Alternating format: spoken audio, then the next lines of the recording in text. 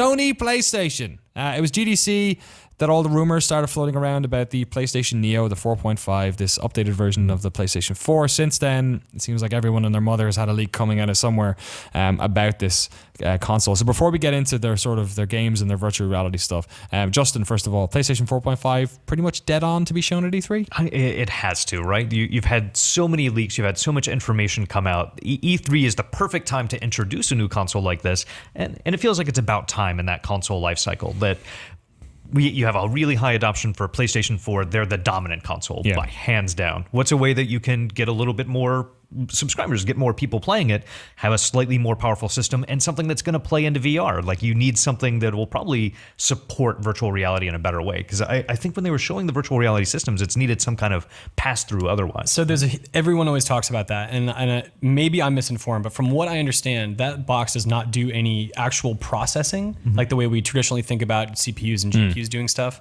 From what I think Sony has said, that box is there to handle communication of data. Okay. So not the actual processing. It's like routing data or something? Right, okay. Yeah, so that would include audio and video that needs to go to the headset. Right. It can't just be a straight cable. Yeah. In that regard. So while I don't think that if there is a follow-up PlayStation 4 that it might help VR, I don't think that it's going to be like, this is the one for VR. It would be like we would see with regular games. They would just see an incremental improvement.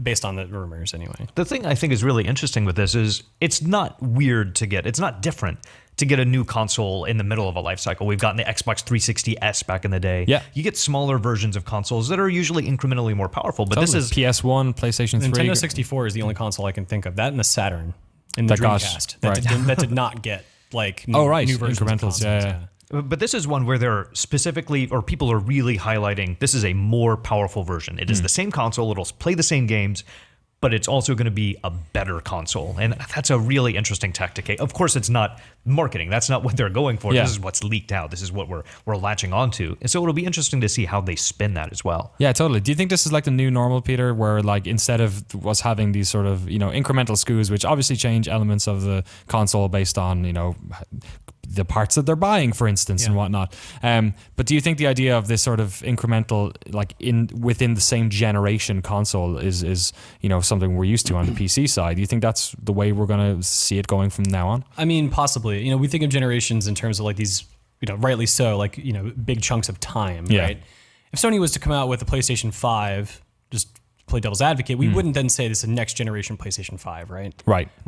So if we look at it that way, like, I think eventually we will see a PlayStation 5, but will it be such a big leap from what we think the Neo is, or what might be a follow-up to the Neo before the PlayStation 5? Yeah. No, I think we're going to see these smaller upgrades over time persist, but we will still latch onto the concept of this is a new era of something, but the days of these huge gaps in technological performance between hardware iterations, I think, is done. Yeah. Nintendo has done a great job with that, with the 3DS in particular, but before the 3DS, the Game Boy Advance, and like how all of those bled into one another. You were always able to play your back catalog of games on the new system. And then when they came up with another version, it would cut out some of the backwards compatibility, but introduce new functions for new games. Yeah, you get punished for holding on to that Game Boy Micro. I mean, it's basically the same we've seen in Apple phones and I guess phones just in general and tablets and whatnot. So it'll be very interesting to see the specs. I mean, that's what everyone wants to see, right? Xbox One's new specs, the Scorpio and 4.5. Stepping away from that hardware into Sony's other hardware thing, the PlayStation VR, previously known as Project Morpheus. The second in the trifecta of Matrix-themed hardware iterations we're going to enjoy. Where are we, do you think, with PlayStation VR, right? Because we're now living in a post-Oculus, post-HTC Vive world where people have gotten hands on it. It seems like there was a lot of interest there for a while, and we're kind of tapering off again, where some people have bought them and they're now trying to get them in front of stores to get people to buy them. What do you think about interest over PlayStation VR, Peter? The advantage they have, one is cost. Two is the ubiquitous, number of PlayStations that are out there. But the real thing for me are the sort of the properties that will be used to create VR games. Whereas a lot of the games that we're seeing on Vive and Oculus are these new things that no one really understands. Like, who are these characters? What is this world? PlayStation VR will be able to leverage Sony's great history of titles, and not that I'm counting this among the great history of titles, but you see the horror game that they're putting on that sort of the on rails.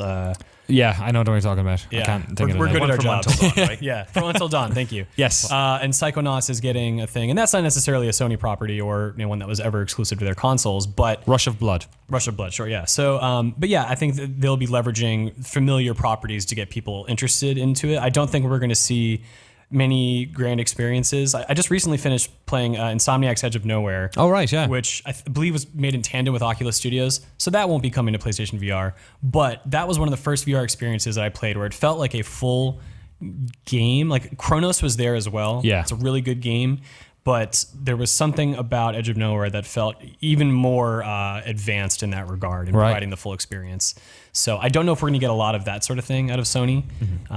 I think that will take another year or so. Or even be able to play experiences that we already have in VR. And Uncharted 4, it seems like it might be a weird fit for VR, but when I think about like being able to pull back the camera and see all around the world, because they put so much time and attention and care into these huge environments and expanses, like it would be so cool to have like a little Nathan Drake running along on the table, and I can look over and see this huge statue in the forest. Sort of like what they do with like the Hitman Go and Lara Croft Go stuff, but like for Yeah, totally. for non proper. Yeah. I mean, at a certain stage, even if there's just a virtual reality option that isn't like super, I mean, you need to have your sort of Tekken 7 is supposed to have it. Great. Can't wait. I'm sure actually there would be an audience for that, but just not for me. Let's talk about, I guess, the other aspect of that. We talked about it with our Microsoft discussion, which you can also check out if you're watching this on GameSpot or YouTube. Go check it out. We also sort of talked about how, what happens with Sony, and the reaction we have to that is so much dependent on what we have heard from Microsoft earlier that morning. Do you think if Microsoft come out and do some sort of tie-in with Oculus, that then the PlayStation VR ends up looking like sort of the lesser of the two of those? Maybe to people who aren't enthusiasts in terms of gaming, how they care about it, because I think Oculus they were really notable because they were like, okay, we're doing VR, we're going to do it first, we know what we're doing, and they caught everyone's attention. Facebook bought us for billions. Yeah. And at this point, I think what it's devolved down to for them, because Vive has kind of stepped in, right, and sort of taken over the hardcore enthusiast market. Right. Oculus is far more mainstream. And if anything, I think Microsoft needs to latch onto that, and that'll be good for them to sort of define that. But when it comes to people, like us who really care about traditional gaming in that way and how that can be brought into VR, I think PlayStation VR will be able to stand on its own in that regard and not necessarily be compared one-to-one with Oculus. Okay, a couple of games to jump into. First of all, I guess we're going to probably see some No Man's Sky now, especially that it's been delayed a little bit. Let's show off some No Man's It Sky. can't be the same focus, though. Like, that was a big part of the show, and that's something I really want them to back off on. I don't want to see a lot of it. I want to see how the economy works, like all the sort of like what you do with what you gather and what you discover. Like, show me more of that nuance, that kind of thing. Even that'd be a cool one to see if they have virtual reality support. That would be, that might sell a bunch of PlayStation VRs as well. Moving on, God of War 4. What have Sony Santa Monica been working on for the past couple of years? I guess they released God of War Ascension. PlayStation Battle All-Stars. Was that even right? That was somebody else, I think. That was somebody else. But I guess, it feels like a sort of a mainline God of War have been rumored for a while, one without Kratos, like a starting sort of fresh thing. And I think the rumor is like setting it in Norse mythology. Okay. That'd be pretty cool. Would be, it's interesting. Everyone gets a kick off that. Europe's real hot right now. Witcher 3. Everyone loves a bit of Europe. The same problem I have, though, with this is the issues we were describing with Gears of War 4, right? Like, God of War made such a big splash, and it continued to for a while, but it was helped somewhat by the advent of the PlayStation 3. Like, that sort of, jump-started the series again. But since then, it hasn't really achieved the same sort of, renown or attention. Yeah, totally. So maybe PlayStation 4 can help elevate it a little bit in terms of graphics, but really, what sort of gameplay things are they going to do? They're going to surprise us. Yeah. It can't just be the world that it's set in. It can't just be that it's a little bit prettier than before. Yeah. I think it really needs to find a new way to define itself. And if it is indeed coming and it is how they describe, I hope they can leverage the world to do that. Yeah. That'd be great. But you can rip the eyeballs out of all sorts of new things. Yeah. They'll be totally different eyeball ripping. Do you say eyebrows or eyeballs? Eyeballs. I just steal eyebrows and put them on my own forehead. Oh, God damn it. You never know how I feel because... layers of emotion all written all over your face. Another rumor that's been floating around, Sony have had the Spider-Man IP for a while when it comes to the movie stuff. Word that perhaps Sucker Punch are working on a Spider-Man game. like, I don't know if that's true or not, or if it's just that fanboy wish, because Infamous is a fun game. Right. But with that Spider-Man skin, it would be perfect. It just like fits that so well. But I don't know how true that is and how much that is just, that's something that would be really cool. It seems like it fits. Like a dream. Yeah. I mean, Second Son was a fun game. I really enjoyed that. I'd like to see them, maybe take a deeper stab at it. Yeah, like, I guess what else, we don't know what else that studio is working on at the moment, right?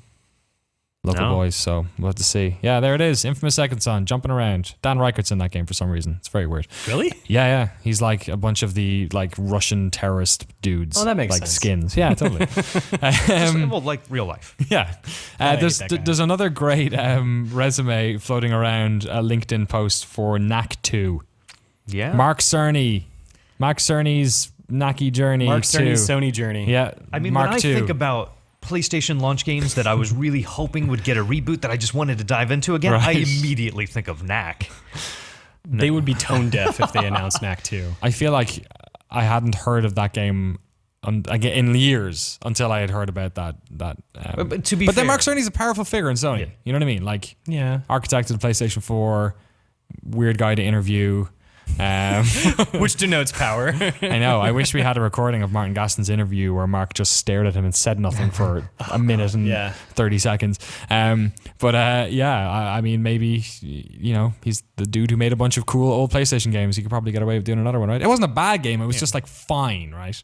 It was a fine game. It was exactly like Peter talked about earlier, where it's a game that doesn't feel like it needs to be on this next platform. It's just, this is another very old school game that's very pretty and nice to look at. But what does it do that elevates game, that makes this in any way a PlayStation 4 game? Yeah. Who knows? I bet it'll turn off. I bet Knack 2 will turn off. I put money on it. You know what'd be great is if they had Knack on screen, and then to sort of bring in Naughty Dog, they had Crash Bandicoot just like whirlwind through him and bust him up and be like, wrong, it's me.